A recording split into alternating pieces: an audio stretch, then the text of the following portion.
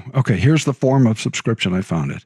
So our form of subscription says, we, the undersigned ministers of the gospel, elders and deacons of the United Reformed Congregation of such and such, do hereby and sincerely, in good conscience before the Lord, declare by this our subscription that we heartily believe and are persuaded that all the articles and points of doctrine contained in the Belgian Confession and the Heidelberg Catechism of the Reformed Churches, together with the explanation of some points of the aforesaid doctrine made by the National Synod of Dordrecht in you have to say it with the right accent, 1618 to 1619, do fully agree with the Word of God.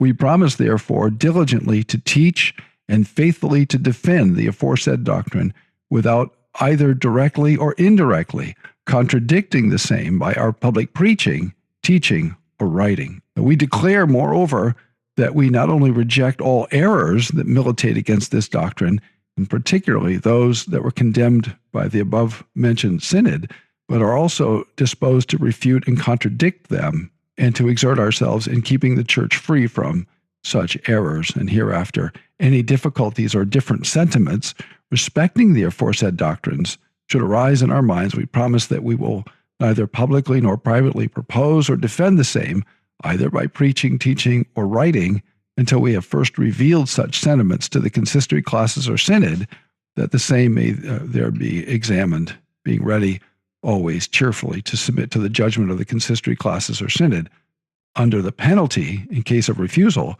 of being by that very fact suspended from our office. And it goes on. And further, if at any time the consistory classes or synod, upon sufficient grounds of suspicion, and to preserve the uniformity and purity of doctrine, may deem it proper to require of us further explanation of our sentiments respecting any particular article of the Confession of Faith, the Catechism, or the explanation of the National Synod, we do hereby promise always to be willing and ready to comply with such requisition, etc. And we have the right of appeal. Can you say that middle part again? I think I'll send you a link and you can read it. But anyway, I read the form just because it's probably likely that the listener has never heard a form of subscription and doesn't know the kinds of promises that Reformed ministers make when they enter into their office. And I think it's good for listeners to know, especially laity. Obviously, ministers and elders and deacons have some idea of what promises are made, but laity, right, those unordained members of our churches may not know the kind of language that we use and the kind of oaths that ministers have sworn before God and the church, at least in the United Reformed Churches.